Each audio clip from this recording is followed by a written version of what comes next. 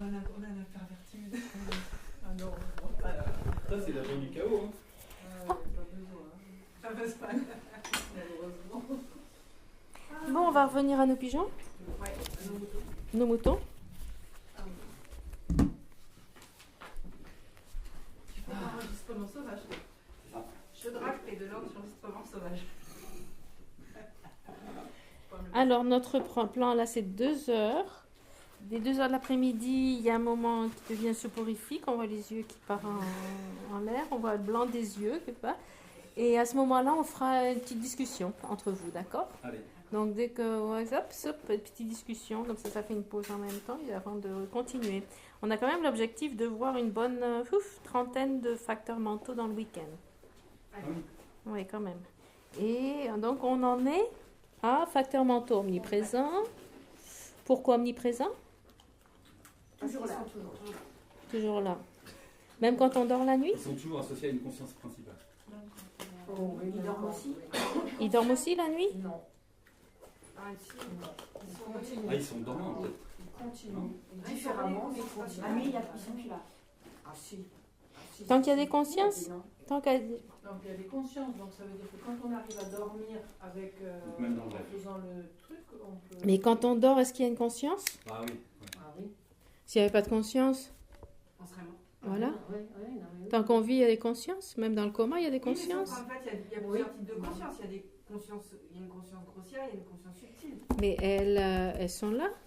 tout le temps. C'est les Si consciences c'est utile, sensorielles. Si c'est omniprésent. C'est les consciences sensorielles qui sont dormantes, qui deviennent dormantes pendant le sommeil. Donc, il n'y aura pas ces facteurs mentaux des consciences sensorielles, on ne l'aura pas dans le sommeil. Mais on aura les facteurs mentaux de la conscience mentale active à ce moment-là. Ou que ce soit dans le rêve, la conscience du rêve, ou la conscience du RM, qu'on appelle ça, du sommeil profond, etc. Il y a toujours des consciences. Donc, tant qu'il y a conscience, il y a ces facteurs mentaux. Et de fait, c'est quoi cette concentration qui s'appelle sans discrimination ni non-discrimination? C'est où? C'est le, je sais plus, pic de l'existence ou quelque part dans les concentrations? Pic de l'existence probablement, où tu arrives en haut au point où ils disent il n'y a plus de sensation ni discrimination. Mais qu'est-ce que ça veut dire? Il n'y a plus les sensations de discrimination grossières parce qu'il n'y a plus de conscience grossière. Il n'y a plus qu'une une conscience subtile. C'est-à-dire qu'il y a toujours sensation et discrimination subtile au terme de la conscience principale qui est présente à ce moment-là. Donc, tant qu'il y a vie, tant qu'il y a la vie, il y a une conscience. Tant qu'il y a une conscience, il y a conscience principale et ses fonctions mentales, c'est 5 là minimum. D'accord? Est-ce que ça veut dire qu'ils sont également existants au moment de l'état de claire lumière, la conscience la plus subtile ou pas? Subtil. Ça sera probablement un aspect subtil. Sauf que la claire lumière, on en parle dans le tantra. Dans le tantra, on ne fait pas ces présentations-là. Donc ça, c'est l'excuse. Pour tous les aspects du sutra qui ne sont pas vraiment justifiés, on chiffre tantra, mais c'est une autre présentation. Mais par la logique, ça devrait. Il devrait être là. Dans la logique, dans la claire lumière, ouais. Surtout si c'est ça aussi qui nous propulse. De toute façon, à la vie suivante, au bardo, etc. De toute façon, ils sont de toute façon là. Mais maintenant, ils seront beaucoup moins... Si l'esprit est très subtil, ils seront très subtils aussi. Probablement. Maintenant, il faudrait demander la présentation d'Enigma, pas là-dessus. Comme ils sont très forts sur la conscience, l'esprit conventionnel, peut-être qu'ils ont une présentation particulière, une façon de l'affirmer. Moi, je dirais, tant qu'il y a conscience, il y a cela. Donc, au niveau subtil, ils sont présents de toute façon. Parce que, comme il disait ici, suivant cette présentation, s'il n'y a pas ces 5 facteurs, la conscience ne peut pas connaître son objet. Elle fait l'expérience, l'esprit la conscience se dirige vers l'objet. C'était quoi le troisième qu'on avait? Et elle distingue son objet, distingue les caractéristiques de l'objet de base, l'identification. Donc sans ça, plus le contact et l'engagement mental, sans ça, la conscience ne peut pas connaître un objet. Et une conscience sans objet n'existe pas non plus. Donc voilà. Donc dans ce cadre-là, dans cette logique-là, oui, les consciences. Pardon, quand tu dis engagement mental, c'est synonyme pour la Numéro 5, oui, application. Et un objet sans conscience n'existe pas. Exactement. Et pourquoi? Qu'est-ce que tu as dit, Oudi? Et vice-versa, un objet sans conscience n'existe pas. Et pourquoi? Parce qu'il n'est pas appréhendé, quoi. Il n'existe pas, quoi. pour exister, il faut qu'il soit connu par une conscience. Au moins la conscience omnisciente, quoi, la conscience d'un Bouddha qui connaît tout. Donc si c'est quelque chose qui n'est pas connu par une conscience omnisciente qui connaît tout, ne peut pas exister. C'est une façon de le dire. Et aussi, c'est parce que tout ce qui est connu par rapport à son... comment on appelle ça? Désignation. Non? Le système de base d'une conscience qui connaît un objet. Sans cette désignation conceptuelle, il n'y a pas d'objet. Donc ça dépend d'une conscience de toute façon. Et si on va prasangika, ce n'est qu'une imputation, qu'une désignation, qu'un objet connu par une désignation conceptuelle. C'est tout. Donc sans conscience, non, il n'y a pas d'objet. Les madhyamika, en tout cas, c'est sûr. Mais de toute façon, tous en général, oui, dans les définitions qu'on a. Alors, on y va au contact numéro 3. Quelle est la définition de contact? Il faut que je lave mes lunettes. Quelqu'un peut le dire, s'il vous plaît? Distingue son objet par l'agrégation d'un objet d'une faculté sensorielle et d'une conscience comme étant plaisant, déplaisant ou neutre en fonction de sensations ultérieures agréables, désagréables ou neutres. Déjà, on peut enlever par l'agrégation d'un objet faculté sensorielle conscience. Ça, on va le voir, c'est dans tout, donc ça, c'est rien de particulier. Dans ce qu'il a de particulier, il distingue son objet comme étant plaisant, déplaisant ou neutre en fonction de sensations ultérieures, agréables, désagréables et neutres. Et de fait, sa fonction est support pour la sensation. D'accord? Donc, apparemment, ici, ce qui distinguerait l'aspect attractif ou répulsif, disons, de l'objet serait le contact et pas forcément la sensation. Mais c'est juste, comme il est dit, il est la base, il est le support pour la sensation agréable, désagréable ou neutre. Ouais. Le contact. C'est contact. Mais c'est ça, pour moi, contact, c'est plus... Le mot contact, pour moi, est beaucoup plus clair que distinguer un objet, c'est le contact. Quand il y a les 3 conditions qui sont là, boum, il y a contact. C'est de la façon dont c'est défini quand on parle des 12 liens. Oui, c'est le numéro combien? Dans les 12 liens, c'est le numéro 5? 6. Oui. Donc en général, une fois qu'il y a ces 3 éléments, ces 3 conditions, quand elles sont réunies, il n'y a rien qui les empêche, aucun facteur qui les empêche, boum, contact. Ouais, la relation entre ces 3 éléments fait que la conscience contacte avec l'objet. Et maintenant, apparemment, c'est le contact qui distinguerait le côté plaisant ou attractif ou non attractif de l'objet. Et qui est le support pour la sensation. Maintenant, on a un problème. Si c'est le support pour la sensation, ça veut dire que c'est la cause de la sensation. Est-ce que support, ça veut dire... Pas forcément la cause, mais... Parce que s'il n'y a pas le contact, il n'y aurait pas de sensation. Mais je pense, comme on l'a dit, c'est pas cause à effet, puisqu'ils sont coémergents. Mais c'est pour ça qu'on a un problème. Parce que si c'est un support, ça existe avant. Le support existe avant. Oui, mais c'est l'instant de conscience suivant, immédiatement. Pas c'est dans les suivants. C'est comme ça que c'est expliqué, oui, dans le texte, en effet. C'est qu'ils disent que le contact est le support pour la sensation du moment suivant. D'accord? Donc, il y a contact et sensation qui sont simultanés, puisque là, ils sont simultanés. Mais le contact de ce moment-là, c'est la base pour la sensation suivante. Du moment de l'instant de conscience suivant. Ouais.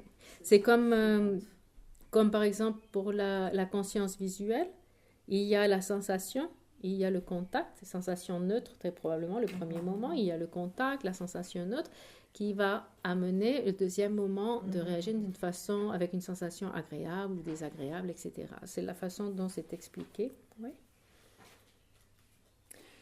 Ici, quand il est dit là dans le texte de Yeshe Gyaltsen, je crois qu'il s'appelle, il est dit, il distingue la transformation de la faculté sensorielle suite à l'agrégation des 3, l'agrégation de ce qu'on a là. Il distingue la transformation de la faculté sensorielle et la façon dont c'est expliqué. Il transforme la transformation de la faculté sensorielle, un exemple, la faculté visuelle, du fait d'avoir rencontré une forme attrayante, se transforme en cause d'attachement à la sensation agréable. C'est une façon d'expliquer. Le contact se transforme en une cause de sensation agréable en distinguant une forme attrayante.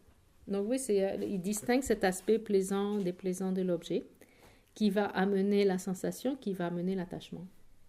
D'accord?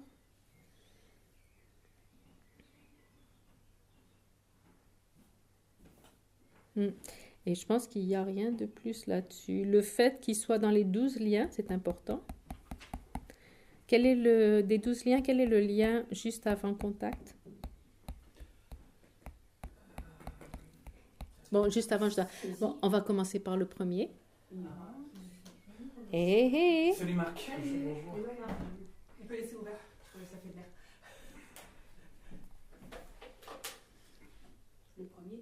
Le premier des 12? Ignorance. C'est l'ignorance, Le deuxième? les formations karmiques. Troisième? Conscience, Combien? Le troisième, c'est la quoi? conscience. Oui. Waouh! Mais non, c'est parce que je viens de les apprendre. Ah ben ça tombe bien. Quoi, entre midi et deux? Non.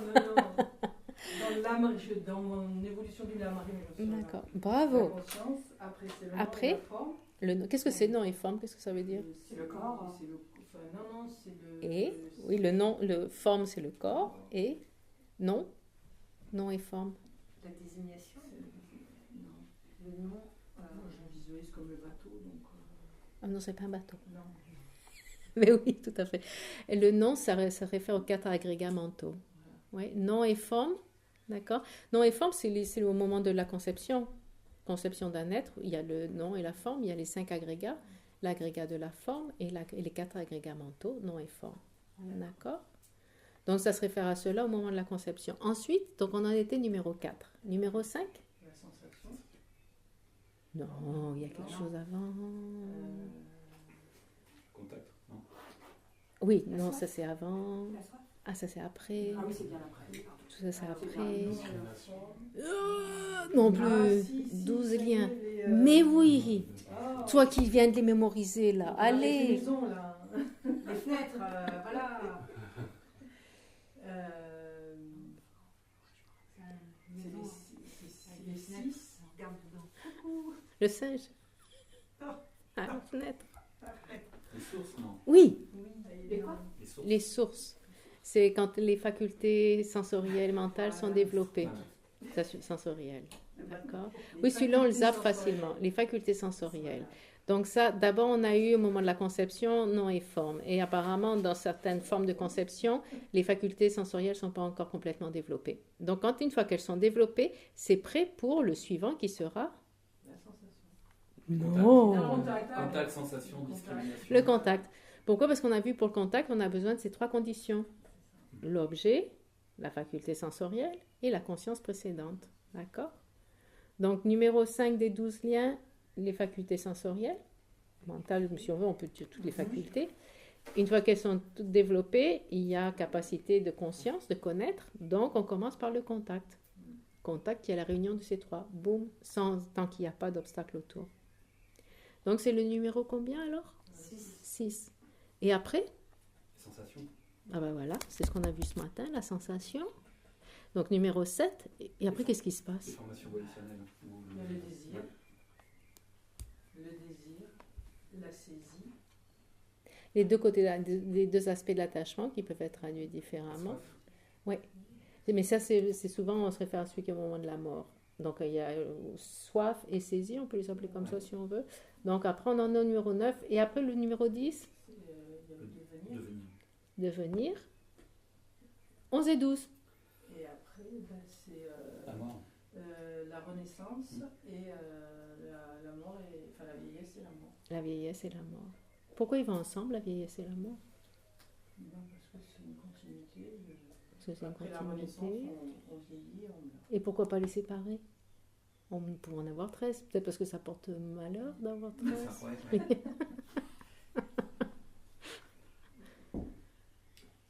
Parce qu'on peut mourir avant de vieillir. On peut avoir le moment de la conception et mourir dans le deuxième moment de la formation dans le ventre de la mère, par exemple. Donc, parce que le vieillissement, ça part du deuxième moment. C'est pas seulement les rides là qu'on se retrouve à. Hein. Ça commence depuis le début. Hein. Pas les rides, mais non. Dès la formation. Donc, on peut mourir sans avoir passé le filtre du vieillissement. C'est pour ça qu'ils sont tous les deux ensemble. D'accord? Donc, dans ce cadre-là, nous, on a vu la sensation qui était numéro 7, du coup, et le contact qui était numéro 6. Et dans ce cadre-là, la fonction du contact qui est le support de la sensation, c'est logique.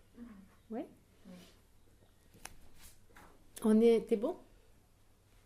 On est au numéro... Les facteurs mentaux omniprésents. Oui, on a vachement avancé ce matin, on en a fait 3. On en est au 4e. Et là, on va finir tous les 20 premiers. Tu ouvres un peu plus la porte si tu veux. Non, mais ça va. Contact. Qu'est-ce qu'on a de plus sur le contact? Je pense que c'est tout. Contact, c'est quelque chose de relativement mécanique. Ouais. Et donc, ensuite, numéro 5, application qu'on appelle d'habitude l'engagement mental. C'est 2 façons de l'appeler. Yi la jepa. Yi la jepa. C'est une activité de l'esprit. Là, sa définition. Engagement mental. Dirige l'esprit qui l'accompagne vers son objet d'observation spécifique. Et son rôle, il maintient l'esprit sur l'objet d'observation. Engagement mental. Donc, quelle est la différence entre numéro 3 et numéro 5? C'est ça, on l'a vu, non? Entre l'intention et l'engagement mental. Vous avez vu la différence? Vous en rappelez? L'engagement mental, il reste fixé dessus, Placé. alors que Oui. l'intention, il y a mouvement, Oui. déplacement. D'un autre côté, les deux amènent la conscience à l'objet, dirigent l'esprit, tel qu'il est dit. Mais l'intention, c'est du côté de l'esprit, de l'aspect de l'esprit. L'esprit qui est dirigé, qui est orienté vers un objet. Alors que l'application, c'est un objet spécifique. Donc l'intention, c'est en général, un objet en général. Et on dirige, la conscience dirige son esprit vers l'objet, l'oriente vers l'objet. D'accord? Alors que l'application, elle dirige vers un objet spécifique, il est dit. Oui? Un objet d'observation spécifique. Donc ça, c'est la première différence, c'est la relation à l'objet, ou un objet en général ou l'objet spécifique. Et la deuxième différence, c'est dans leur fonction, comme tu disais. Oui? La fonction de l'intention, c'est d'engager l'esprit vers ce qui est vertueux, non vertueux, neutre. Et celle de l'application, le maintien de l'esprit sur l'objet d'observation. Après, quand on en parle, en général, c'est parce qu'on parle de l'engagement mental inadéquat. Comment on dit aussi? L'attention mentale inappropriée. L'attention L'attention mentale inappropriée ou inadéquat. Ouais. Ouais. C'est surtout dans ce cadre-là qu'on va le voir. En termes d'enseignement en général, oui. Et donc, il s'agit de quoi, alors? Ce qui donne naissance aux perturbations mentales. Ce qui donne naissance aux perturbations mentales. L'enchaînement, vous le connaissez, on commence par... Parce qu'on dit que je crois que pour qu'une perturbation mentale apparaisse, il faut l'objet, la graine des perturbations et l'attention mentale Et inappropriée. l'attention mentale. Et c'est le seul sur lequel on peut jouer, c'est l'attention mentale appropriée, c'est-à-dire Ouais. avec la sagesse. Donc, ce qui se passe, c'est la notion de jeu et le différent et l'autre, non? En se reliant à l'autre, il y a ce qui est attractif ou non attractif, ce qui va me servir et ce qui ne me sert pas du tout, ce qui me nuit. En gros, c'est cette tendance spontanée qu'on a. Et c'est de là que vient l'engagement mental inapproprié. Parce qu'il va percevoir un objet et il va percevoir une caractéristique spécifique de l'objet. Apparemment, c'est le contact qui faisait ça. Attractif, non attractif, ou neutre. Et l'engagement mental, c'est qu'il s'engage vers cette caractéristique spécifique de l'objet, par exemple attractif, et de là, ça va être la cause pour développer le désir et l'attachement. D'autre part, avec la colère, par exemple, c'est l'engagement mental, c'est celui qui perçoit le côté négatif, l'aspect détrimental ou négatif de l'objet, l'exagère. Oui, il exagère les qualités ou les défauts de l'objet. Voilà. Et de cette exagération va venir l'aspect de l'aversion, la colère, le rejet, la haine et tout ça. Ouais.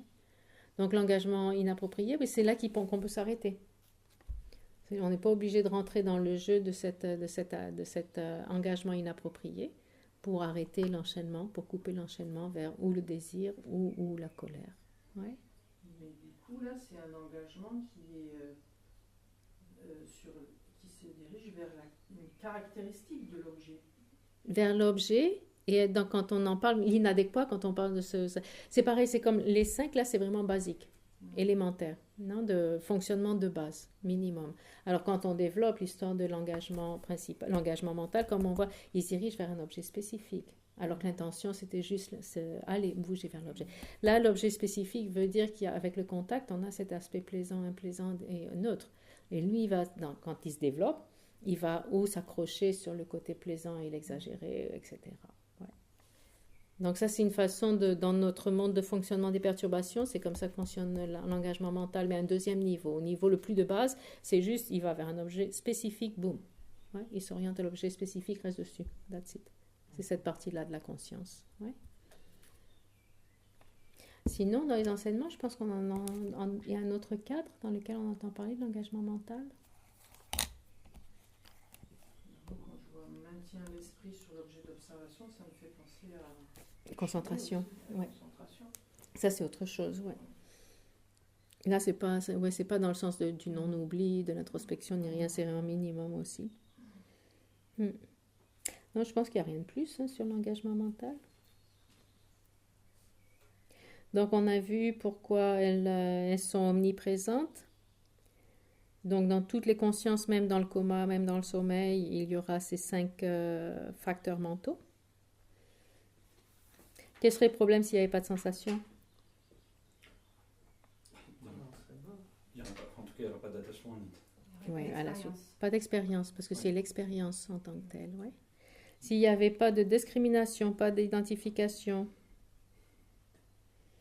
on ne connaîtrait pas les caractéristiques de l'objet. Il n'y aurait pas cet engagement. Qui connaît les marques distinctes de l'objet. S'il n'y avait pas d'intention, ben oui, l'esprit ne serait pas dirigé vers... Ouais. Mais tu dis Il n'y aurait pas de karma. Oui, il n'y aurait pas de conscience, donc c'est normal qu'il n'y ait pas de karma s'il n'y a pas de conscience. Tu dis que même dans le coma, il y a ces 5 facteurs mentaux. Oui, tant qu'il y a une conscience, il y a ces 5 facteurs mentaux. Mais comment dans le coma, il peut y avoir une intention? Attention, c'est mécanique, c'est des aspects mécaniques, parce que c'est comme la main. Si dans le coma, il y a la main, elle existe. Tant que la main existe, ces 5 facteurs existent. Donc même dans le coma, 5 facteurs existent. Si l'esprit est dormant, ces 5 facteurs vont être dormants, mais ils seront toujours là. Ah ouais. Ouais, ils accompagnent la conscience. Donc tu ne peux pas avoir une conscience sans l'un ou sans l'autre. Pour ça, je dis ça, c'est l'aspect le plus basique, le plus mécanique qu'il peut y avoir de ces 5 facteurs qui sont expliqués en termes d'omniprésent. Et comme on a vu, on a développé la sensation qui peut devenir tac, tac, tac, tac. On a développé l'identification qui devient plus élaborée, etc. Non? On l'a vu avec l'intention, le karma. Mais au niveau de base, ils sont présents avec la conscience. Si la conscience est dormante, ils sont dormants. Ouais. Ils sont permanents. Et de fait, si on associe le coma avec un résultat karmique, une fois que ce résultat karmique a été complété, une fois qu'il n'y a plus de cause pour ce résultat karmique, il n'y aura plus de coma. Et l'intention recommence à être active avec une conscience active. Ouais. Coma, ça sera une sensation neutre, probablement. Donc dans le coma, tu ne dois pas générer forcément de nouveaux karmas. Ou des karmas neutres, tout simplement. Ouais. Après, s'il n'y avait pas de contact, ben, il n'y aurait pas de contact avec l'objet, entre la conscience et l'objet. Et s'il n'y avait pas d'engagement mental, il n'y aurait pas de problème. C'est ça. Il n'y aurait pas d'objet spécifique, l'esprit n'irait pas vers un objet spécifique. Ouais. D'après vous, les consciences sensorielles ont combien de facteurs mentaux? Sensorielles. 3, 4? Là, omniprésent, les 5. Et après, à part les omniprésents, vous croyez qu'il y en a d'autres? Il faudrait qu'on les étudie avant. C'est ça. L'intention, on pourrait la mettre dans les sensoriels aussi. Oui. Ah oui. Ces 5-là, ils sont présents dans toutes les consciences, dans le sensoriel aussi. Donc on a ces 5. Vous voulez la réponse maintenant ou plus tard? Non, plus tard. Sinon, tu m'en rappelleras. Utiliser La logique. le demain. La journée de demain. Tant pis pour Odile. Zut. C'est méchant. Tant pis pour Odile. Elle n'est pas là demain. C'est vache. C'est vrai, c'est gratuit. C'est ça. Et donc, à part ces 7 facteurs mentaux d'une conscience sensorielle, tous les autres sont présents seulement pour des consciences mentales. On n'a pas précisé conceptuel ou non conceptuel là. Hein. Mais tous les autres, à part ces 7-là, les 5 plus les 2 autres dont on vous parlera demain soir, après-midi, avant de partir à 4h25, Tous les autres facteurs mentaux sont présents seulement pour des consciences mentales. Donc les 5 qu'on va avoir ici, d'ailleurs, les 5 facteurs déterminatifs, yul ngepa, sont seulement au niveau mental, pas au niveau sensoriel.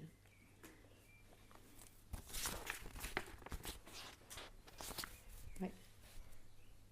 Yul ngepa déterminatif. Ils sont présents dans toutes les consciences. Oui, donc les sensoriels aussi. Oui, d'accord, dans toutes les consciences. Ok. D'accord. Tant qu'il y a conscience, il y a 5 facteurs mentaux. Sensoriel et mental. Si, Omniprésent. omniprésent. C'est- S'il en manque un, il n'y a pas de conscience. D'accord. Parce qu'on en a besoin pour faire l'expérience, tout simplement. Oui. Le contact, diriger l'esprit, faire un objet particulier, son contact, distinguer l'objet. Mhm. En fait, c'est la relation de la conscience avec son objet qui se définit avec 5 fonctions, de 5 façons, de 5 fonctions, simultanées, présentes en même temps. Donc, à chaque fois, imagine tout ce qui se passe tout le temps dans notre esprit, c'est la folie quand même. Hein? C'est Les ouf, connexions, les réseaux neuraux, c'est impressionnant. impressionnant. Hmm. Maintenant, on va passer donc aux 5 déterminatifs. Yul ngepa. Yul ngepa, et ngepa, c'est avoir une certitude. C'est comme, souvent, c'est utilisé ngepa comme réaliser quelque chose. La certitude ou la certifier quelque chose en français, oui. Donc, ça veut dire que c'est un objet qui est connu, en gros. C'est une fonction de l'esprit qui se connecte avec un objet qui est déjà connu.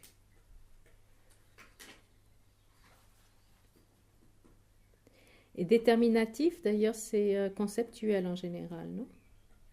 Pas forcément. Ils ne seront pas tous conceptuels forcément, mais déterminatif, c'est un mot qui est utilisé pour les consciences conceptuelles d'habitude. Donc, ça sera beaucoup l'aspect conceptuel qui discerne son objet, détermine et discerne son objet, il le certifie.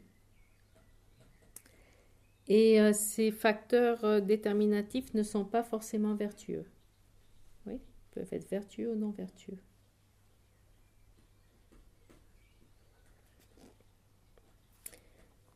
Donc ici, on va avoir l'aspiration, la détermination, l'attention, la concentration et la sagesse.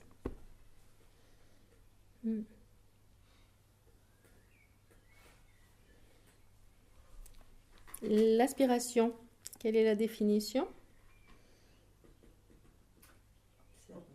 Oui, Observe un phénomène, contempler et le désir. voilà. Un phénomène contemplé, donc c'est un objet connu. Oui. Et c'est désirer un objet connu. C'est l'aspiration d'une part en tibétain. Bodhicitta, par exemple, la définition de bodhicitta, c'est un esprit qui a les 2 aspirations, d'une part, dans ce cas-là. Oui, c'est ce mot-là d'aspiration. Oui. Quelles sont les 2 aspirations de bodhicitta? Atteindre l'esprit et l'éveil, le bonheur de tous. Trop bon, oui. Donc 2 aspirations, l'intérêt ou le désir d'obtenir quelque chose. Oui.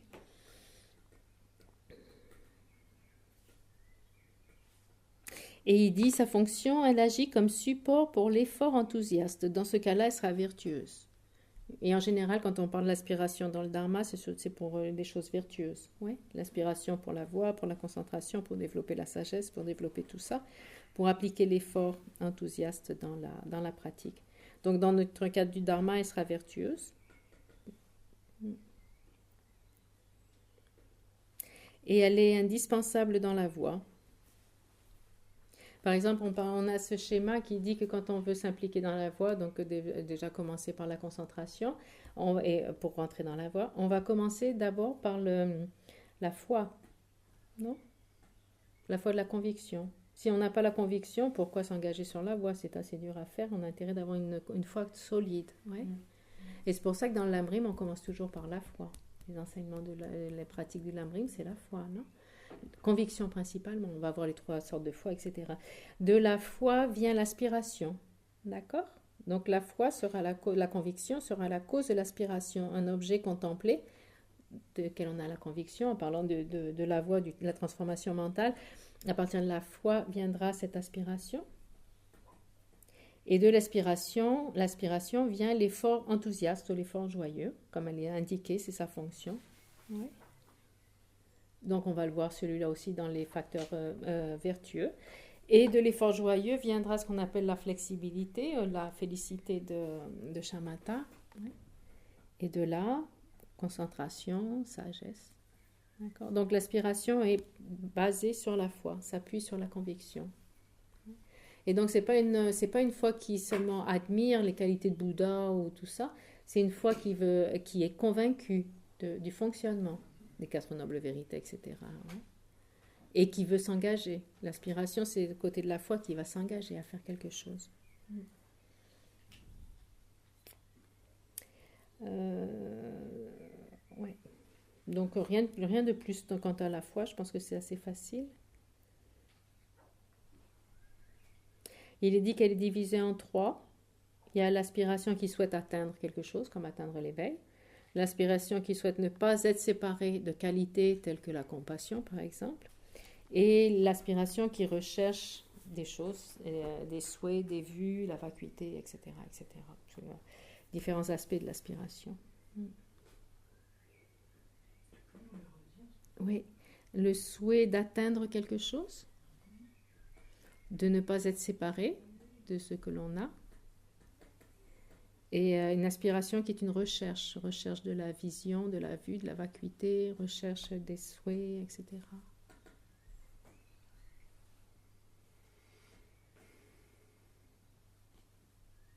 Donc bodhicitta, c'est 2 aspirations, le souhait d'atteindre l'éveil et pour le bien de tous les êtres. Par contre, bodhicitta, il y a la bodhicitta d'aspiration et bodhicitta d'engagement. Et bien, c'est même pas celle-là. C'est la détermination. Mesem, qu'on dit en tibétain, c'est le numéro 2 en fait. Nous, ce qu'on traduit comme bodhicitta d'aspiration, c'est la bodhicitta de conviction, de détermination en fait. En termes tibétains. Petit détail. L'aspiration, c'était facile. La détermination, l'aspiration, on l'aura dans les enseignements, pas en particulier en général, ça vient dans la motivation, etc. La détermination, mepa. En tibétain, mepa, ça a plus la connotation détermination, c'est pas ici, ça correspond à la définition, mais la façon dont c'est utilisé en tibétain, c'est plus une conviction. Ce n'est pas la foi de la conviction, mais c'est une conviction, mepa, c'est une conviction. Ouais. Ça peut être traduit aussi comme une inclination, un intérêt fort. C'est assez intense quand même. C'est pas juste un léger intérêt sur quelque chose, c'est assez intense. Donc c'est une conviction, une inclination vers quelque chose. En général, c'est de cette façon-là qu'on va l'utiliser en tibétain. Est-ce que c'est le même mot qu'on utilise pour une perception valide ou aussi incontrovertible? C'est le même? Non. Non, c'est pas... Non. Mepa, c'est plus dans le... Mepa, par exemple, quand on dit les Bouddhas enseignent aux êtres suivant leurs inclinations, leurs convictions, etc. C'est plutôt dans ce sens-là, cet aspect de qualité. Ouais. C'est pas en termes d'une connaissance qui est incontrovertible ou quoi que ce soit non plus. C'est plus cet aspect-là. Ça pourrait être une vue erronée. Oui, puisque les facteurs mentaux déterminatifs ne sont pas forcément vertueux. Ouais. Comment on l'a définit alors les déterminations? Dites-moi. Elle maintient Une chose certifiée. Comme étant seulement telle qu'elle a été certifiée. Oh là là. Déjà certifiée, ça veut dire qu'elle a été réalisée de toute façon. Donc en fait, il y a une relation. Parce que l'objet a été certifié, ça veut dire qu'il a été réalisé. Ouais. C'est irréversible. Ils mentionnent pas, ils n'insistent pas sur la qualité de la réalisation. Ils disent que c'est un objet qui est connu, qui est certifié et le maintenir. Et sa fonction, ne pas être captivé, ne pas être détourné de cet objet. Dans ce sens-là, c'est une conviction. Et on est tellement convaincu qu'on ne peut pas être détourné de notre conclusion, par exemple. Ouais. Ça ressemble à infaillible, mais ce n'est pas présenté comme une réalisation infaillible et tout. Mais c'est vrai que dans la description ici, ça y ressemble. Ouais.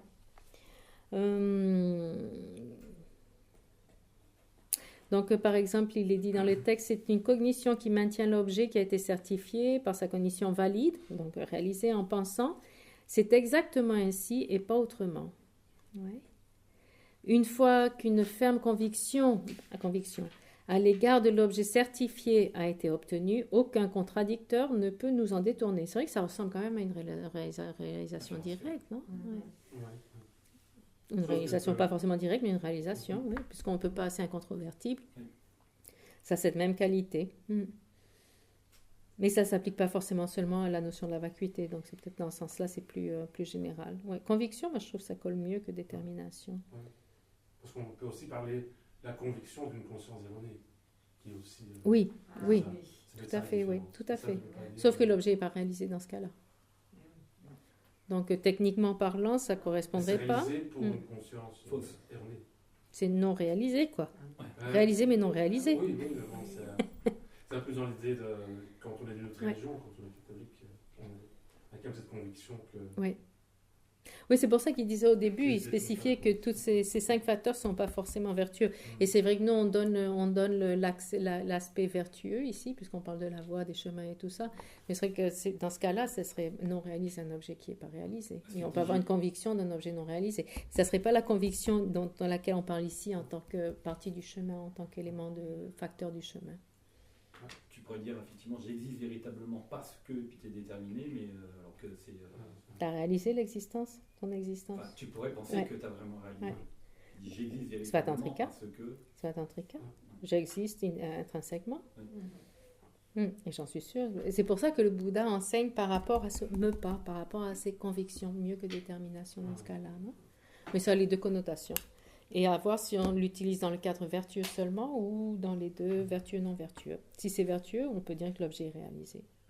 Si c'est non vertueux, oui, ça peut être une erronée. Ouais. Là, il y a un exemple qui est donné. Il est dit, par exemple, lorsqu'on réfléchit à propos du refuge à prendre, sur la différence entre un maître bouddhiste et non bouddhiste, on analyse ainsi. Lequel est un refuge infaillible? Et on établit avec certitude que seul le maître, le Bouddha, est un refuge infaillible. À partir de là, une fois que la doctrine qu'il a enseignée et la communauté spirituelle qui la pratique correctement sont aussi certifiées par une cognition valide comme étant des refuges infaillibles, donc c'est une forme de réalisation quelque part, une ferme conviction à leur égard en tant que refuge définitif est aussi obtenue. À partir de là, les tirtikas c'était les écoles philosophiques non bouddhistes de l'époque indienne, et les autres ne peuvent plus nous égarer, et l'on a rejoint le rang des bouddhistes. C'est sur cette base que toutes les qualités salutaires pourront s'accroître. Donc il y a une forme de réalisation, une conviction complète, tout simplement, qui fait qu'on ne peut pas s'en détourner. Et donc apparemment, on aurait besoin de ça pour devenir bouddhiste quand même. Avoir la conviction dans les paroles du Bouddha, etc. Ouais. Ce qui est logique, en quelque part. Prendre refuge avec conviction. Shantideva dit que la racine des vertus est la conviction dans le karma qui nous permet d'agir constructivement, dans notre propre intérêt. C'est vrai que conviction, ça peut parler aussi de la conviction de la foi de la conviction. Je pense que ces deux, elles peuvent être... il y a un rapport entre la foi de conviction et la conviction ici. Et donc, la bodhicitta de l'aspiration, en fait, on devrait l'appeler la bodhicitta déterminée. Ce qui aurait du sens aussi. Je vais obtenir l'éveil pour le bien de tous les êtres. Elle ne s'engage pas encore, c'est la première bodhicitta. Mais c'est vrai que ce n'est pas juste une légère aspiration comme ça, quand même. C'est plus solide que ça. Donc, ça ne serait pas faux de la traduire comme bodhicitta déterminée. Ça ne serait pas faux.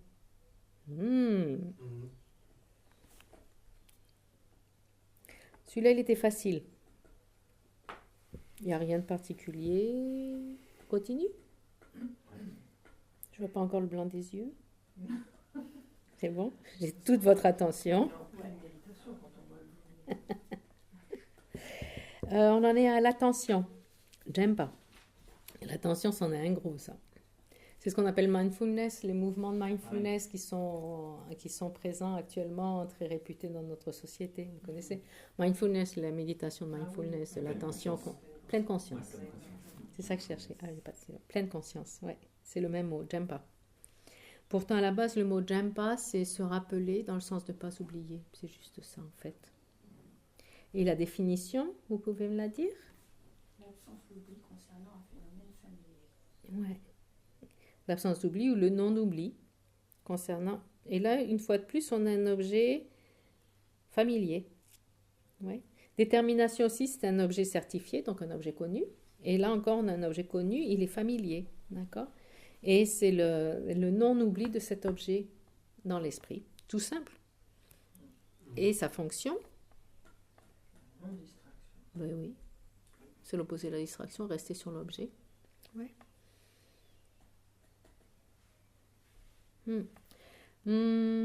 Pouf, il y a tellement de choses à dire là-dessus. Il est dit qu'elle a 3 caractéristiques, cette attention, pleine conscience, pleine attention. Comment c'était? Pleine conscience. La pleine conscience, ou l'attention. 3 caractéristiques. Son objet, il est familier. C'est mentionné ici.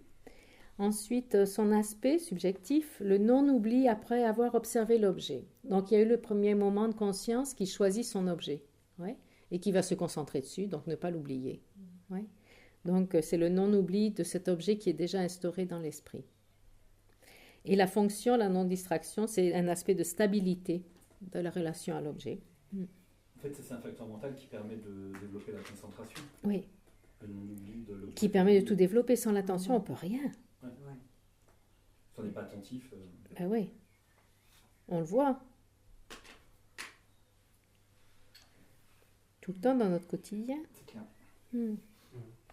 Et on en manque énormément. On a tellement de bombardements de partout, d'informations, constamment, que l'attention, c'est dur, quoi, la garder. Être attentif.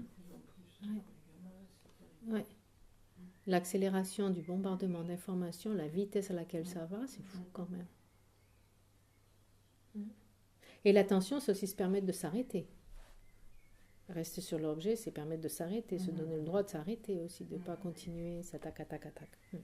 Mais c'est valide pour tout, hein, pour tout ce qu'on fait dans la vie, cuisiner ou n'importe quoi, on a besoin de l'attention. De toute façon, si on veut arriver à la fin d'un projet, conduire idéalement, oui. En général, oui. Ça peut aider d'avoir un peu d'attention. Ouais, le pire, c'est ça, c'est que le nombre de fois où on peut conduire et se dire « Ah, tiens, je suis déjà là », Oui. c'est qu'à un moment donné, l'attention s'est relâchée, quoi. Conscience inattentive. C'est ça. Mais parce que c'est un automatisme, conduire au bout d'un moment aussi, donc on y prête moins attention aussi. Il sait bien faire ça, le cerveau, quand même. Oui. Donc il est dit l'accroissement de toutes les qualités remarquables des voies et des terres dépend de 2 qualités, donc l'attention et la deuxième dont on a besoin pour la concentration, La mémoire. justement. Hein? La mémoire. La mémoire. Mais justement, attention, j'aime pas, c'est aussi traduit par mémoire. Ah oui. Ouais, ouais. Et l'autre, l'introspection. Ouais. Donc c'est pour avancer sur les voies et chemins, on a besoin de cette attention et de l'introspection. L'introspection, c'est cette partie qui vérifie. L'attention, c'est celle qui reste sur l'objet, qui ne le lâche pas. Et l'introspection, c'est celle qui vérifie, je suis partie ou je suis encore là. Ouais. Donc, on a besoin de ces 2-là pour avancer.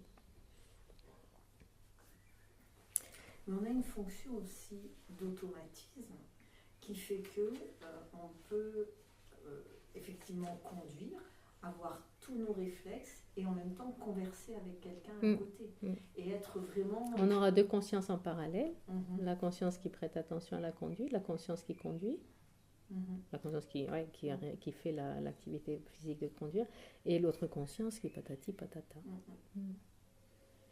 Après, il faut voir laquelle prédomine. Peut-être qu'elles sont, ça va très vite, mais qu'elles sont pas en même temps, Si. séquentielles. Mais Si, elles sont en même temps. Non. Elles peuvent, certaines, il y en a une qui devient plus manifeste que l'autre. Par exemple, à un moment donné, il y a un coup de frein. Oups! Et là, hop, tu reviens à ton attention, à la conscience de la conduite, et après tu repars dans la conscience. Donc il y en a une qui est plus vivide que l'autre, plus dynamique que l'autre, mais elles peuvent fonctionner en même temps. Ouais. C'est ça le truc, c'est dans notre esprit, on a différentes consciences qui opèrent en même temps. Certaines sont totalement dormantes, certaines sont relativement manifestes, et les autres sont les plus actives. De toute façon, à l'état de veille, les 5 consciences sensorielles, pour un être qui n'a pas de problème physique, elles opèrent en même temps. Elles peuvent être relativement dormantes. Je ne pense pas qu'elles soient toutes fonctionnelles constamment, je ne suis pas sûre. Parce que quand on prête attention... Oui, ou ça serait des consciences inattentives à la limite, toutes les autres. On peut les considérer comme des consciences inattentives. Parce que là, c'est beaucoup l'auditif et le visuel, mais en même temps, tu as l'olfactif, le tactile... Mais il n'y a pas forcément un objet qui va... Est-ce que tu as un objet olfactif constamment présent? Je ne sais pas. Elles peuvent être opérationnelles constamment, mais est-ce qu'elles sont vraiment, elles sont connectées à un objet activement, constamment? Je ne sais pas. Le potentiel est là de toute façon. Ouais. Il suffit qu'il apparaisse un objet comme l'odeur du... Tout à l'heure, hein. C'était quoi l'odeur de quoi? Le bourguignon. Ah oui, du bourguignon. On a une odeur de bourguignon ce matin, oh là là, qui nous montait par les fenêtres là. Il était passé par la fenêtre. Mais de toute façon, on peut aussi avoir plusieurs consciences mentales en même temps, de toute façon. Oui, aussi. Ouais, c'est ça, ouais. Pas seulement sensoriel, mais aussi mental. Oui, oui, oui.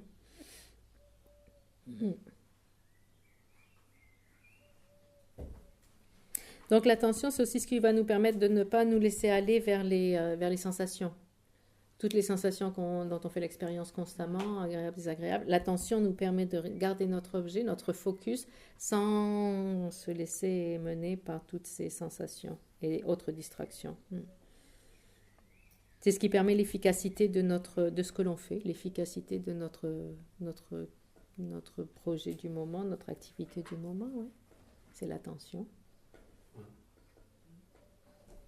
Et ce que disait Shantideva, pour protéger son esprit, on a besoin de ces deux, attention et introspection. Donc pas seulement pour la concentration, développer la concentration, mais dans le quotidien, on a besoin de ces deux-là, attention et concentration. Tout à l'heure, tu disais que c'est aussi associé à la mémoire. C'est le même mot en tibétain, Jempa. Ouais. Et ouais. Ama Chengidu, je me rappelle de ma mère, par exemple. Ouais, c'est le même mot. Et une conviction aussi, en fait, à ce moment-là, il faut l'avoir. Aussi parce que parfois, on sait très bien... Il n'y a rien de bénéfique à regarder le petit film sur Facebook. Donc on a ah non, si, ça peut être intéressant. Hein. Il peut y avoir que tu peux apprendre quelque chose. Donc on a l'attention, oui. Mais en même si on n'a pas la conviction, la vraie conviction que c'est... Oui, pour l'attention, je pense qu'il faut une détermination à la base. Ouais. Il faut avoir une certaine détermination pour mettre l'attention sur un objet, non? C'est pour ça qu'il disait que l'objet, il est familier, il est connu déjà. On a choisi un objet consciemment. Et à partir de là, et c'est vrai que plus on est déterminé, plus l'attention sera efficace. Il faut juste rendre compte de l'intérêt qu'on a à développer l'attention. Mindfulness, très important. Et les deux derniers, c'est essentiel. Concentration et sagesse. On les voit partout. Dans notre étude du bouddhisme, on les voit partout, non? La concentration et la sagesse. Constamment. On les a dans quelle catégorie? On les a pas dans les 5 agrégats. On les a où? Oui, dans les 6 perfections. Les deux dernières, concentration et sagesse. On les a où encore? Dans les 3 enseignements, les 3 entraînements supérieurs. L'éthique, concentration, sagesse. Est-ce qu'on les aura? On les trouve un peu partout aussi. Oui. Et après, oui, dans le... Oui, parce que c'est le développement logique de toute façon. Ouais.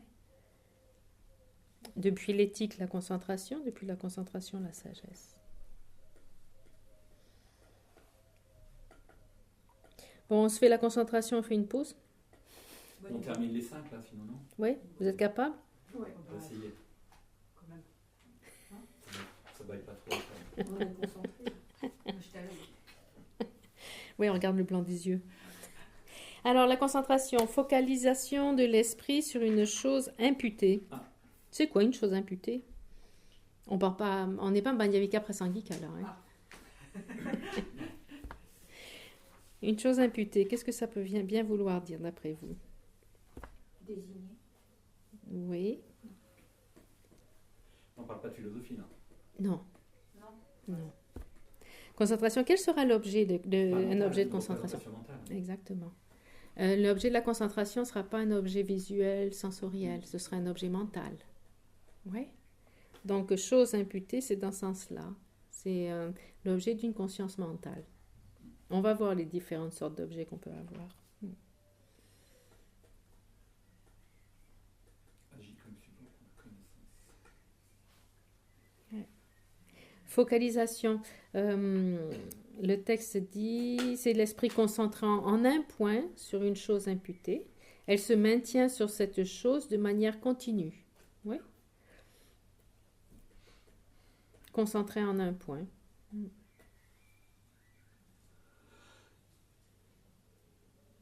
Et c'est un objet imputé, donc c'est un objet mental, mais qui a été choisi aussi consciemment pour développer la concentration. Donc la même chose, c'est un facteur déterminatif, sélectif, dans le sens où il a sélectionné.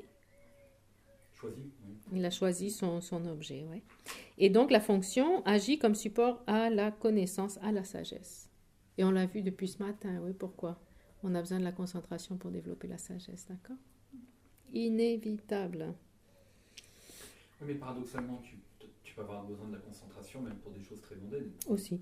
On disait conduire, Ouais. faut que tu sois un peu concentré à ce que tu fais. On dit concentre-toi à ce que tu fais, et pourtant on parle de concentration, et là c'est plus mental pour le coup.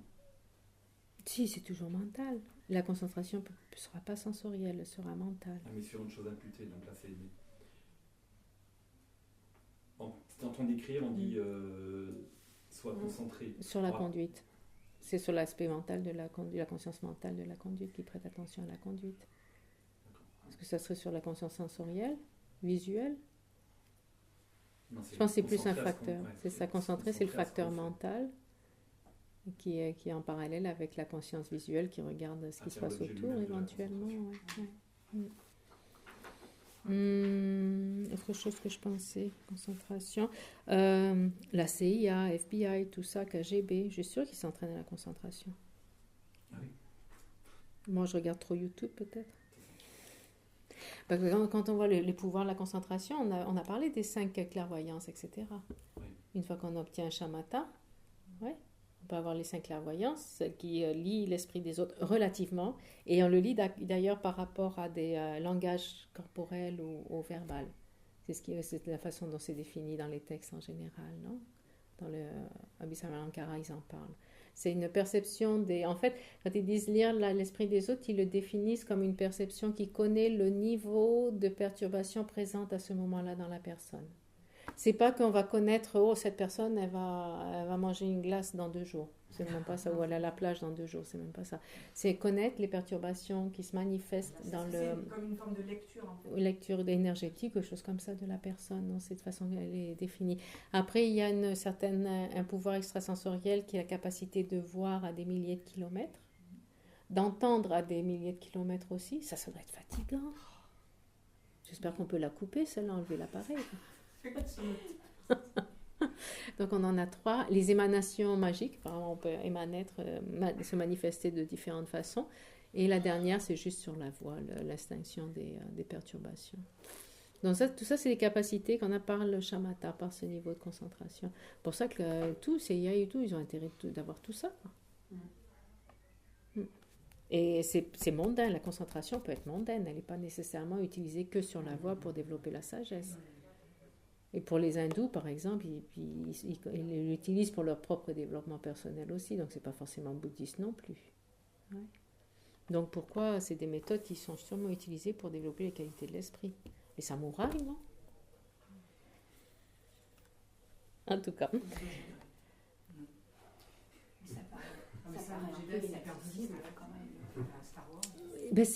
En plus, c'est possible de l'avoir. Je connais un Espagnol qui a shamatha. Ah oui? Un copain. Je vous dirai pas le nom. Il a développé, où Vénérable Gandun, il était en Birmanie, il a été dans le même monastère. Il a fait 1 an, il est revenu à Dharamsala voir sa famille, il est reparti, il a dit jusqu'à ce que j'ai shamatha, jusqu'à ce que je l'obtienne, je reste là-bas. Malgré les conditions et tout ça, il est resté, il a obtenu. Et il m'a décrit les niveaux les niveaux de concentration, forme, non-forme, etc., les expériences, pic existence et tout ça. Impressionnant, parce que ça existe. Et lui, ça lui a pris en tout, avec aller, entrer, sortir, 2 ans et demi, 3 ans. Et là-bas, guidé par les maîtres de shamatha qu'il y a là-bas, quoi. Ouais, mais du coup, il faut vraiment être dans les conditions. C'est ça. Voilà, nous, en tout cas moi, dans notre vie actuelle, c'est juste impossible. Non, quoi. non. Nous, on peut y aspirer et créer les causes pour à un moment donné pouvoir le faire. Dans les Écritures, il est dit en 6 mois. Si tu as toutes les conditions exactes, en 6 mois, tu peux l'obtenir. Ouais, mais les conditions, ça veut dire être là-bas, loin, bien entouré et bien guidé. Quoi. Exactement, tu as tout le support. Vous vous rappelez les 6 conditions pour concentration? Peu de désir. Peu de désir, il y avait un autre aspect mental, c'est sûrement une de ses qualités de détermination, tout ça. De toute façon, il t'en faut un énorme. Un lieu adapté. L'environnement qui soit sans danger, et qui soit propice au niveau de la base de la survie, avec de l'eau par exemple, et la nourriture. Un appui mental avec quelques amis, une liste de 3 amis, de personnes qui sont autour de soi qui prennent soin de nous. Et ils disent idéalement des personnes qui ont ce niveau de concentration parce qu'ils vont t'induire dans cette concentration. Et je pense qu'il y avait une autre. Il me semble qu'il y avait béni, non. Éventuellement, oui, un endroit béni qui soit propice pour où ça fait partie d'un de ceux-là. Voilà. Et oui, il faut être 6 mois hors de son téléphone, hors contact avec tout le monde, ou plus, etc. Il y en a plusieurs qui l'essaient, les occidentaux. René Feuzy, à un moment donné, il était au 6, 7 ou 8e niveau. Après, il n'a jamais dit s'il a atteint un shamatha ou pas à la fin, mais en tout cas, il a pratiqué ses concentrations. Mais pour nous, ça prend plus de temps parce qu'on a tellement de bombardements d'informations et autres qu'on n'a plus besoin de plus de temps pour se calmer. Et de fait, quand on projette de faire une longue retraite, même si c'est que 3 mois, c'est déjà pas mal, mais le genre de longue retraite, il est dit, le conseil, c'est d'abord de se calmer. Ouais. On ne va pas faire 4 sessions de 3 heures chaque session le premier jour. On se calme. Et une fois qu'on a calmé l'esprit un petit peu, on peut rentrer dans cette dynamique de la retraite, par exemple, pour avoir une qualité de concentration qui est meilleure. Donc nous, on peut quand même arriver à certains niveaux. On peut quand même déjà développer le premier, deuxième, éventuellement. Le premier, c'est quand tu restes combien ? Le temps, 1 minute ou 2 sur ton objet ? Très peu. Le premier, on l'a tous quasiment, ça soit un petit peu, on l'a. Deuxième, c'est quand tu fais la mala au complet, c'est ça ? Tu peux faire une malade manie sans perdre la concentration, ça c'est déjà un petit peu plus. On peut arriver, sinon si on s'y force. Mais là, on a 2 objets. Non, c'est des niveaux. C'est les niveaux de développement de la concentration. Il y a 9 niveaux. Oui, mais je veux dire que le fait d'avoir son objet de concentration et en même temps de compter un mala, du coup, on a... L'avantage, c'est qu'on a la vertu qui est faite au niveau physique, verbal et mental. Parce qu'on bouge la mala, c'est physique. On récite le mantra, c'est verbal, et on pense, on médite en même temps, c'est mental. Mais c'est vrai que compter une mala, et essayer de ne pas se distraire de cette activité de compter la mala éventuellement. Mais c'est vrai que quand on parle d'objet, la respiration, etc., on ne peut pas faire une mala en même temps, parce que ça nous distrait de l'objet de la respiration. Ouais. Mais c'est pour donner une idée à peu près du temps que ça peut prendre. Une mala, on l'a fait en combien de temps ? Justement, 3 minutes ? Il disait la différence, c'était quand sur une session, alors des courtes sessions, de 6-7 minutes, on passait plus de temps sur l'objet qu'à l'externe. Que distrait. C'est que là, lui, il disait c'était le 2e niveau. Ça. Donc, tu vois, déjà, on peut commencer. C'est-à-dire qu'on passe plus de temps sur l'objet qu'à l'extérieur. Donc, on peut commencer, on peut atteindre certains niveaux, mais c'est vrai qu'il faut avoir des conditions particulières pour développer shamatha en tant que tel, ça c'est sûr. Ouais. Donc, on est clair que c'est conscience mentale seulement. Donc, l'objet sera un objet mental seulement. D'accord ? On ne peut pas prendre la statue du Bouddha en tant que telle. Ce sera l'image mentale de la statue du Bouddha qu'on prendra, par exemple. Pourquoi prendre la statue d'un Bouddha, d'ailleurs, en termes des objets ? Dans l'Amrim, il nous parle des différents objets qu'on peut choisir. C'est mieux qu'une flamme, par exemple, parce que c'est vertueux. Donc, juste le fait de penser à un Bouddha, ça amène des vertus. Donc, c'est un avantage, par exemple. Maintenant, il est dit, si on allait dans l'Amrim, il nous démontre les différents objets d'observation pour la concentration. Mais on ne va pas rentrer là-dedans maintenant. Juste savoir que c'est un objet mental. Et souvent, on prend la respiration parce qu'elle est toujours avec nous. Donc, c'est un avantage. Elle est neutre aussi. Ça peut être un avantage. Mais il y a beaucoup d'autres objets qui sont possibles pour développer shamatha. Mais là, pour le coup, la respiration, c'est pas un objet mental. Non, ça devient mental, c'est l'observation mentale de la respiration. C'est pas l'expérience sensorielle, c'est l'expérience mentale. Le placement sur la respiration. C'est comme le placement sur un Bouddha. Est-ce que c'est une image mentale de la respiration ? Je ne sais pas. Si c'est conceptuel, oui. Ouais. Une image mentale de la respiration, de fait. Et il est dit, ce copain-là m'a expliqué aussi, et je l'ai vu ailleurs, parce qu'on dit la respiration, ça bouge. Donc, au bout d'un moment, c'est pas suffisant. Quand tu arrives à une certaine concentration, elle bouge trop. Ouais, donc elle devient une distraction au lieu de stabiliser l'esprit. Je ne sais plus à quel niveau, 3, 4, whatever. Et il est dit qu'à un moment donné, naturellement, ça devient un facteur interne, comme une lumière interne, par exemple. Ou apparemment, l'expérience peut être différente, mais dans son cas, lui, il me disait, ça devient une lumière interne. Et dans ce cas-là, il n'y a plus de fluctuation, elle est stable, et il continue en observant ça. Donc, à un moment donné, ça revient seulement interne, pas seulement physique, mais seulement une expérience seulement interne. Ouais. Il ne sera plus la respiration en tant que telle. Et de là, il développe et tous les différents facteurs et tout ça. Si on étudie les textes sur la concentration, c'est assez élaboré quand même. Il y a il y a tous les stades de préparation, à shamatha, etc., etc. Il y a plein de... C'est impressionnant, non? Tout ce qu'il y a, tous les détails. Dans les niveaux de concentration, quand on monte de l'un à l'autre, etc., c'est un autre monde, quoi. Mais non, on peut faire ce qu'on peut. 10 jours de vipassana, c'est déjà bien. 15 jours avec René Feusis, c'est bien, je fais de la publicité. Bien. Bon placement de produit. Illégal, totalement illégal et gratuit, je vous rassure. T'as pas des actions. T'as pas des actions. T'as pas des actions. Ou étudier le berger l'année prochaine. Tu vois. Par exemple. Le dernier, j'ai un peu. Allez, ça y est, c'est bon. Lui, il pourrait avoir des intérêts, par exemple. Il est au bureau, il travaille au bureau. Alors, on en était où? C'est enregistré. Le cooking.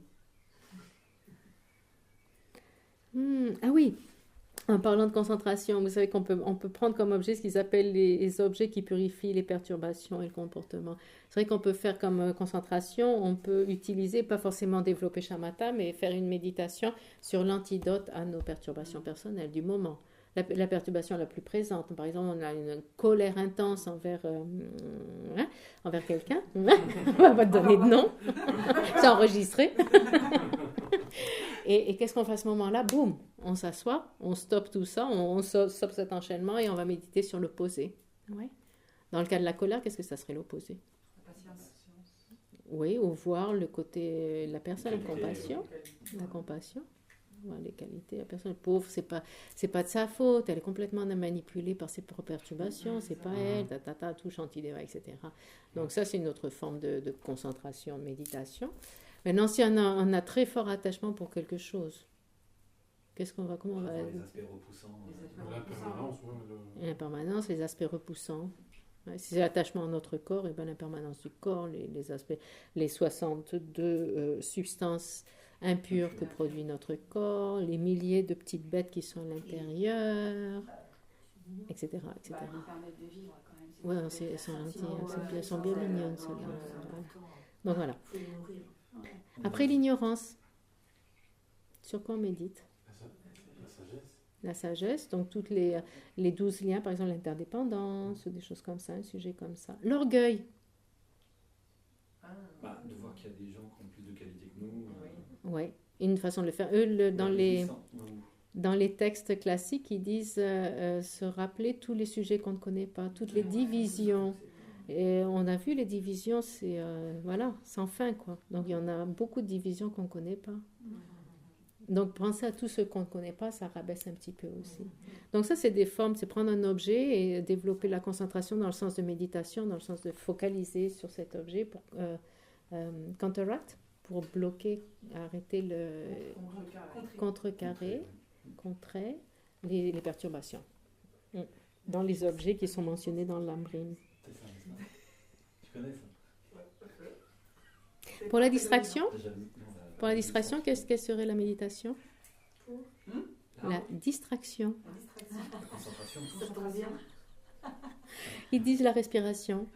Parce que c'est vrai que le mode traditionnel, c'est on fait les respirations pour se calmer, pour avoir un esprit neutre, et après on rentre dans notre méditation, par exemple, dans ce sens-là. Pouf!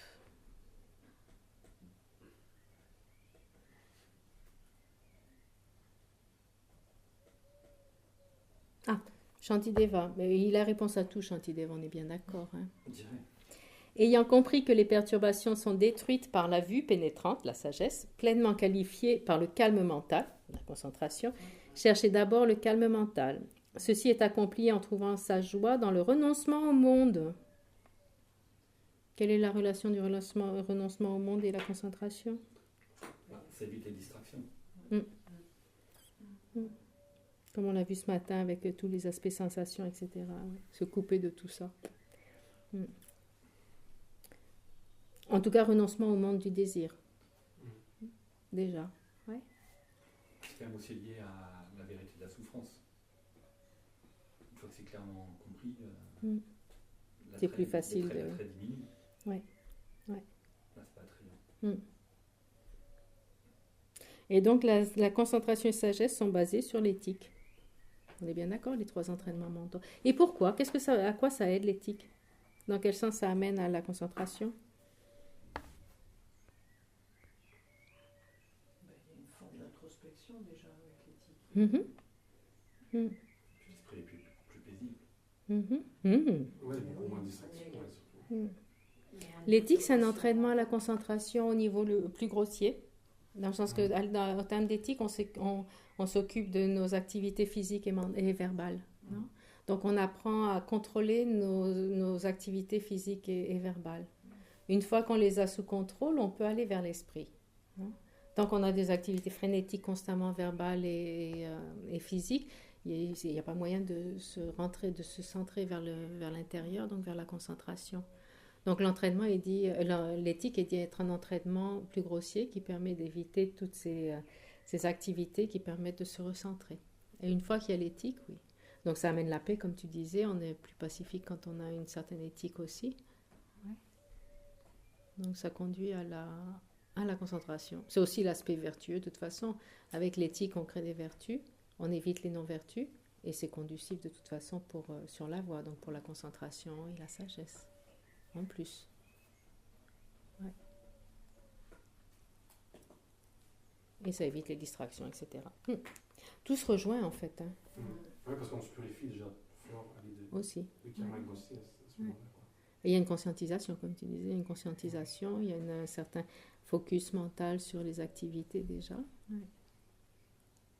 On se crée moins de besoins d'activités non plus aussi. Voilà. Donc, ici, Geshe a mentionné, il y a 2 facteurs essentiels pour développer shamatha. Détachement à ce monde, au monde de la forme, donc détachement aux sensations et courir après les sensations agréables et éviter les désagréables. Et la joie dans la concentration aussi. Oui. S'il n'y a pas de joie dans ce qu'on fait, c'est dur de continuer. Donc, par exemple, l'effort joyeux, c'est de là que ça vient aussi. C'est une signature aussi, la joie. Une signature? C'est mignon. Oui, ça veut dire qu'on est sur le bon chemin. Oui. Et c'est des 2 côtés aussi, on en a besoin de la joie aussi. Ouais. C'est une conséquence, mais c'est aussi un besoin qu'on a pour continuer. Donc ça fonctionne comme cause à résultat. Et il était dit que sans ces différents facteurs, il y a même 100 ans d'effort serait inutile. On peut essayer de se concentrer, on ne va pas y arriver. Oui, donc on a besoin de ces facteurs-là. Et quand on explique la combinaison de concentration et sagesse, l'exemple classique, c'est une lampe à beurre dans un temple obscur.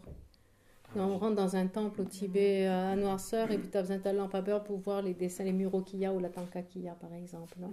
Donc la lampe à beurre, elle a besoin d'avoir 2 qualités. La lampe ou la chandelle, si vous voulez. Non? Elle a besoin d'être stable, la flamme a besoin d'être stable. Donc ça, c'est la concentration. Et elle a besoin d'être vivide, cette flamme, pour voir. Ça, c'est la sagesse. Ouais. Sans ces 2 aspects, on ne peut pas avoir la réalité. C'est une belle façon de le dire, à la tibétaine.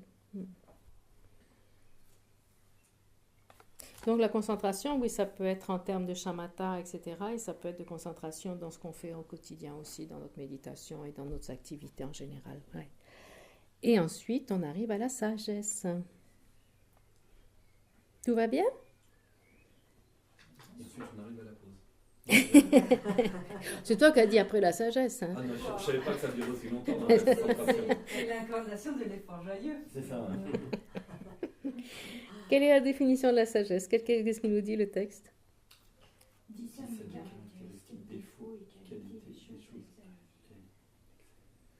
Ouais, c'est un aspect donc plus développé de la discrimination qu'on avait en numéro 2 dans les facteurs mentaux omniprésents. C'est quoi la différence avec cette définition, entre sagesse et discernement? Et celui qu'on avait avant, non, discernement en général, c'est ça, la sagesse, c'est une forme de discernement. Est-ce que la sagesse, ça serait... Parce que comment, ça j'y ai pensé à un moment donné, comment on connaît quelque chose par catégorie, en excluant tout ce qui n'est pas cela et en comprenant ce qui est cela, catégorisant d'une façon ou d'une autre. On discerne, c'est ça, c'est pas ça, c'est ça, c'est pas ça, pas.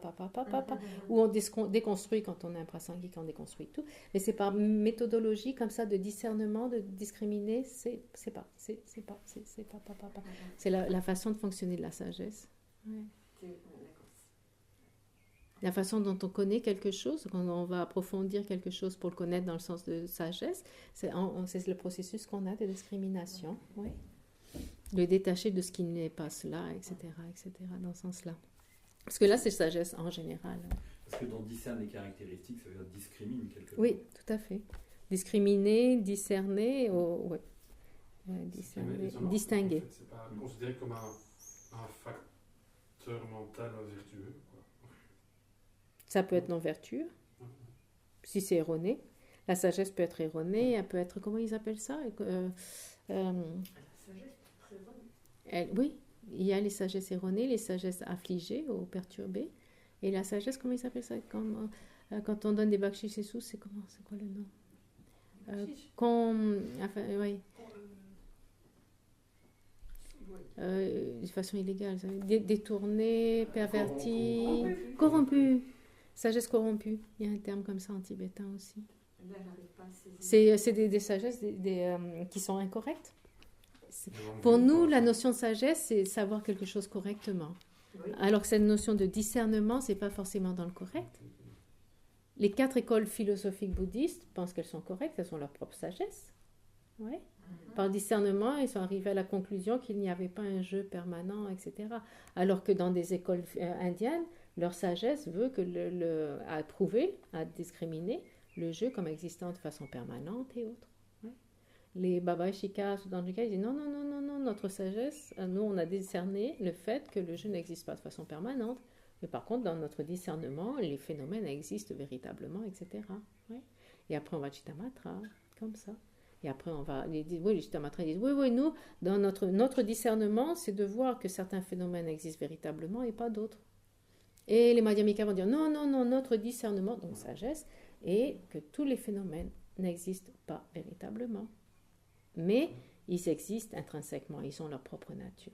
Et Prasangika dit non, il faut discerner ça quand même. Il faut discriminer. Rien n'existe intrinsèquement de par sa propre nature. Donc chacun a sa sagesse. Donc sa sagesse, c'est pas forcément correct. Alors que dans notre langue, c'est correct. Le déterminatif de la demande. Okay. Ouais, discernement, etc. Et ceux qui disent que les hindouistes qui disent que le jeu existe vraiment, oui. Le définissent comment le jeu? Comment on le perçoit nous naturellement? Permanent, unitaire. À chaque fois qu'on a une pensée, je vais méditer. Avec le jeu vient cette notion de l'existence véritable du jeu, d'existence permanente. Quand on pense jeu, naturellement, on le perçoit comme permanent. On ne voit pas il faut qu'on s'arrête et qu'on réfléchisse pour se rendre compte de son changement constant ou relatif. Quand on dit jeu, on pense de jeu depuis toujours, pour toujours. Je m'endors, par exemple.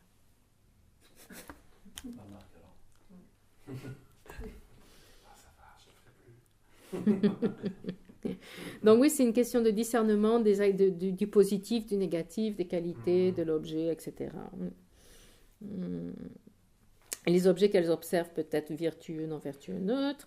Il y a 4 manières de raisonnement, ça c'est intéressant pour discerner, pour différencier les objets. Mode de raisonnement, il y en a 4. Raisonnement du point de vue de la fonction, on va les voir.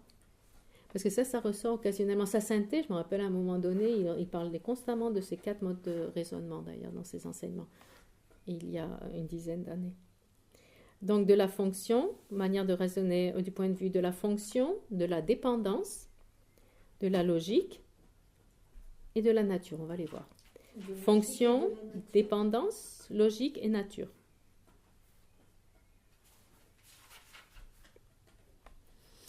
Et d'ailleurs, la fonction de la sagesse, c'est d'éliminer le doute. Donc, il est dit que quand on passe sous le filtre de ces raisonnements, on élimine le doute.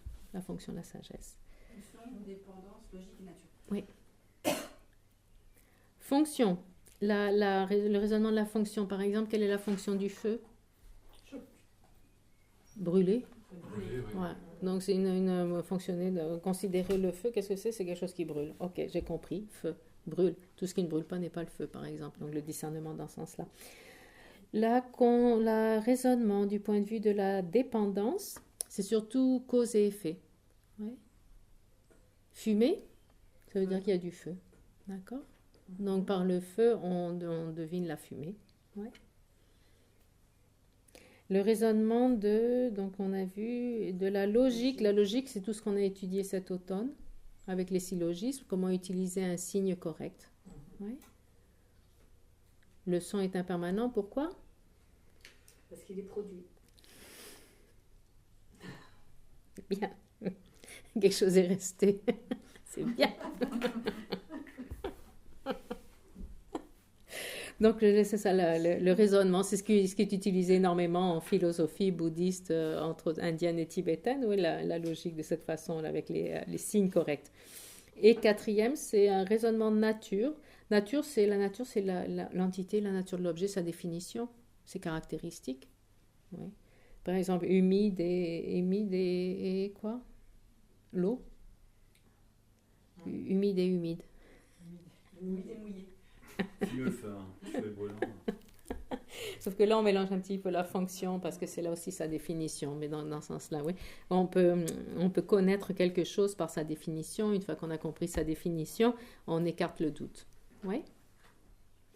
Donc, c'est les modes traditionnels de raisonnement par rapport à la fonction de l'objet, sa dépendance, cause et effet, la logique et la nature de cet objet. Et voilà. Ah, de l'objet, donc pour chaque objet, on peut faire ça. Éventuellement, oui. Ouais. On peut faire ça pour la sagesse. Tout à l'heure, on a dit la fonction de la sagesse, c'est d'éliminer le doute. Ok. Est-ce qu'on veut dire que la dépendance de la sagesse, la sagesse est dépendante d'eux? Non, la sagesse peut se développer de par ses raisonnements. Ah oui, donc elle est dépendante de ses raisonnements. Pas forcément. Oui, parce qu'il n'y a pas de raisonnement, on ne peut pas développer la sagesse. On ne peut pas discerner quelque chose sans utiliser un certain raisonnement. Ouais. Ouais. Donc il y a un mécanisme de raisonnement. Et on peut utiliser ces 4 formes de raisonnement.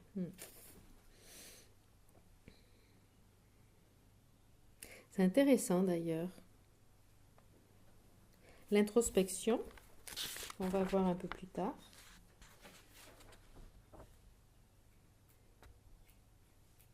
Introspection, non, on l'a pas. Non, c'est ça pour ça. L'introspection fait partie de la sagesse, est inclus dans la sagesse, parce qu'elle a une fonction similaire. L'introspection, elle discerne les caractéristiques, défauts et qualités des choses à examiner, dans le sens quand c'est la concentration. Elle discerne si l'esprit est resté sur son objet ou pas. Donc, c'est une forme de discernement. Donc, elle est inclue dans la sagesse, officiellement, parce qu'elles ont la même fonction.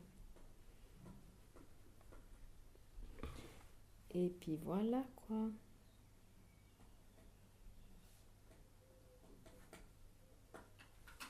Donc, ces 5 facteurs mentaux déterminatifs, qu'est-ce qu'ils ont comme caractéristiques en général?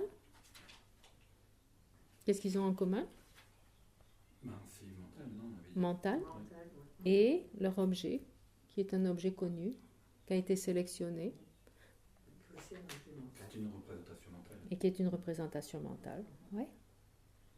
Et donc, elles ne sont pas omniprésentes, elles ne sont pas constantes. Même dans toutes les consciences mentales, elles ne seront pas forcément présentes non plus. Oui. Et bien, on va s'arrêter avant les fonctions, les facteurs vertueux. Et voilà, Odile, demain tu verras pas la vertu. J'espère que tu la verras d'une autre façon quand même. Là, on n'a pas besoin, c'est pour ça. Toi, tu es vraiment sur la focalisation de l'esprit sur une chose imputée. C'est ça. La vertu, c'est pas... Odile ne sera pas là demain. Allez, vous mettez en groupe de 2-3 comme vous voulez. La vertu. On est 6, ça va faire des Est-ce deux mois. que tu veux être avec moi? Parce que Je veux pas être avec ne serai Sylvie, là. Je ne peux pas travailler là, mais c'est clair. Par contre, Ah oui. je vais vous abandonner 2 secondes. C'est ça. À 2 secondes. Hop là. On se met à 3 ou on fait 1, 2, voilà, non, Non, 3, il y a des 2, gens qui 3. sont un peu intelligents dans cette classe. Ouais. 1, 2, 3. Les 3 élèves du premier rang, là, avec les 3 premiers de la classe. avec ceux qui dorment au fond de la classe. Là. Les 3 premiers de la classe. Le truc, c'est que Voilà. c'était au CP, donc moi, on a regardé.